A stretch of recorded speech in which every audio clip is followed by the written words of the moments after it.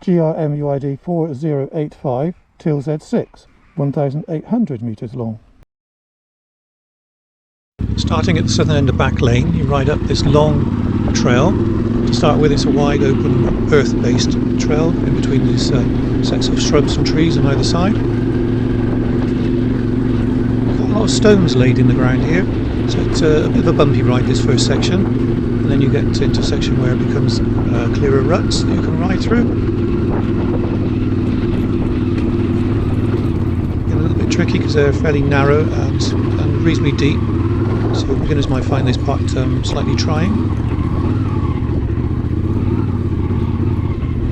As you can see now, you've got open views on either side, and it's a gradual uphill.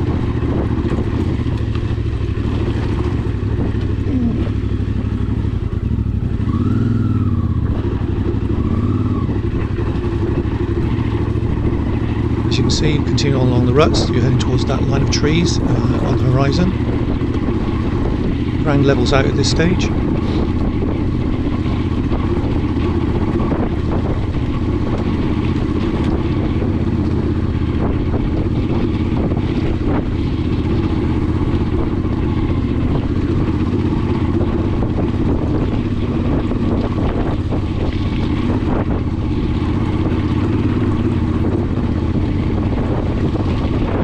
Ignore that, turning on the right and carry straight on. Now you can see you've got a wider, more earth-based surface. It slopes over to the left and there's a bit of chalk.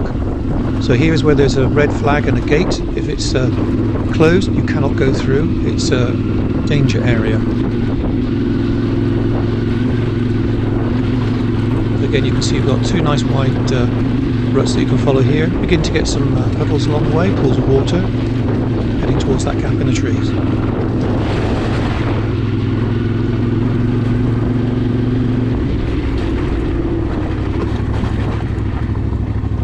As you can see, the pools of water get a bit larger, and these were full of ice, so went round as easily as I could. And then you meet one of the first roads that cross this trail. At this point you carry straight on over the road. As you can see, there's another large puddle of ice there, pool of water with ice on it. So we're round in the shortest route that possibly could. Then you pick up the wide earth track on the other side, which again has got lots of small pools of water along the way.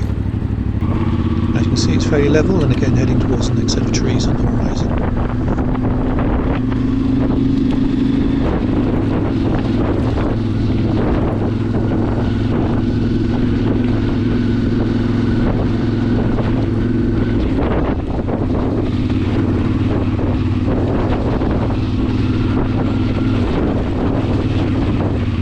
The ruts get slightly deeper, particularly on the central section.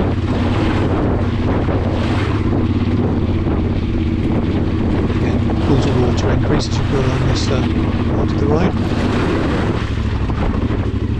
From here on, you're heading downhill into that small valley with the copse of trees on the right hand side.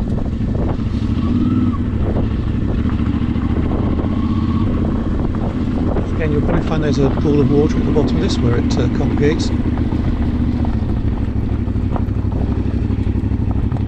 you work your way around as easily as you can, trying to keep as close as possible to the route. And then you've got what I found was the trickiest part, which is this climb on the other side, which was very muddy and pretty slippery. The chalk coming through as well, which didn't help. You manage to get up to the top of the climb, and it's just a gradual rise until you reach your final road. Again, in between the set of trees,